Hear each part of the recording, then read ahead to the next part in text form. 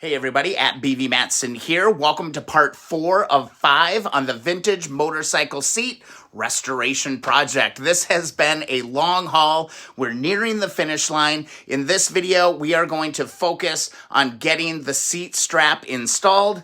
That thing right there, there are a few nuances. So let's get right to it. All right, one last little detail on this thing. I have managed to go and find a bunch of the rubber pieces that will mount inside of this. So I just need to recondition these. I'll probably just use brake fluid. I don't have any of that peppermint that people have suggested before, but we got to put the strap on. The strap goes on right through this deal, and there are a few little mounting pieces that we need to deal with.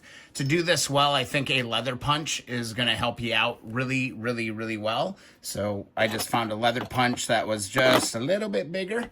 Right there, just a little bit bigger than the bolt that we're going on, so then we can start tapping all this stuff together. Let's take a look at a photo of what this actually looked like. So here's a look at that little band that goes across that seat. There's 2 pieces, and it's kind of unique. You got to get it right. So if we're looking at this correctly, what we're going to do is right about here, we're going to pound in our first hole. So I'm going to go ahead and grab this, grab my hammer, give that a few taps, and there is our first hole. And what we're going to do then is insert this piece in here just like that. And then this will essentially fold down, and then this would fold around. So I'm going to basically do the best I can. Actually, I need a little bit bigger punch so it gets over the ridge on this. All right, needed a little bit bigger punch. So went and got a bigger punch, and I drove that through. Got a good sized hole there now that we can insert this and bend these bad boys into place. All right, with this in place, this is the way it goes, I believe. I'll go ahead and grab my pliers. Just start crimping this thing down a little bit. Get this thing into position. Pretty straightforward. We just need to bend these tabs in on themselves as economically as we possibly can. And then what we're going to do is we're going to grab our other one and kind of guesstimate where that one's going to go. And that one's going to go in there just right about there like that. So I'm going to push down, grab my big punch, eyeball that up, just like that. Get right in the middle, just like that. And I didn't get all the way through, so I got to pound a little bit harder on these. Just like that. There we go. Now what we're going to do is we are going to take this one. I'm going to flatten this thing out just a little bit. It's all bendy. All right, going to go ahead, put this one into place.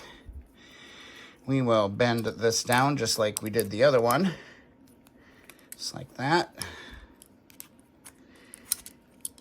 And get this thing bent down just like the other one.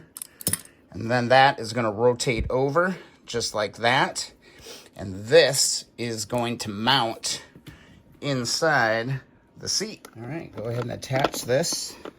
Push that through. That's a really secure little anchor point right there. There is one locking washer. And then we've got a 10mm nut that goes on there. We'll go ahead and get our 10mm wrench. Get it going the right way. And we'll send this one home. And here we're going to just flip the seat over. We're going to pull our strap over and flip this bad boy around. Now we need to figure out exactly how long we cut this thing so we don't get a huge dimple in it, but we get just enough of a dimple in it. So I'm not really sure how to go about this to make sure that this is correct, but I'm going to eyeball it right about here for my first one, because it's going to want to go about like that and be nice and secure. And then we'll go ahead and pop the holes in and get that mounted. I think I got it, just kind of eyeballing it up. I hope I don't screw this one up, but we will see.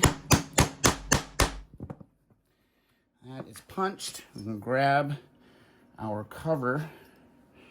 I just want to make sure I get these going the right way. And then we can go ahead and pound our other one in right in here. So I'm going to go ahead, grab that, eyeball this.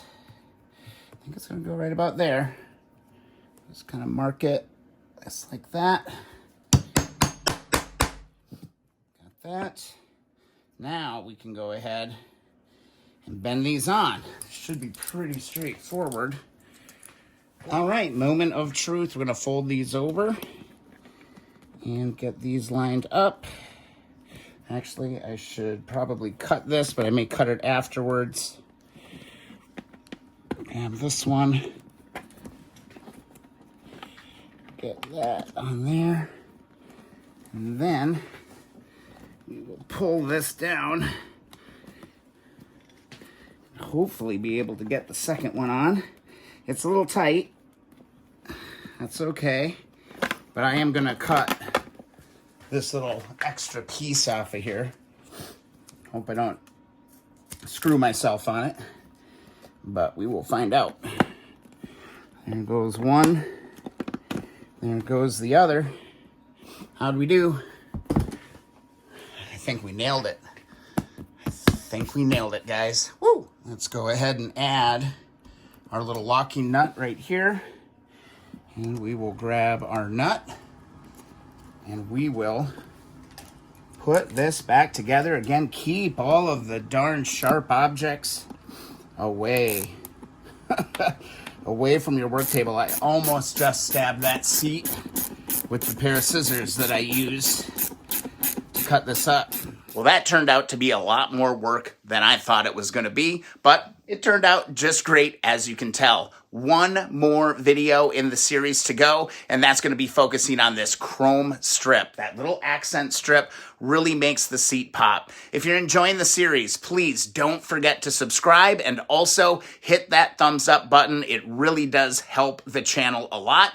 And if you want a free sticker, be sure to head to keeponwrenching.com for that free Keep On Wrenching sticker. I'm sending them out all the time, and I want one in your mailbox.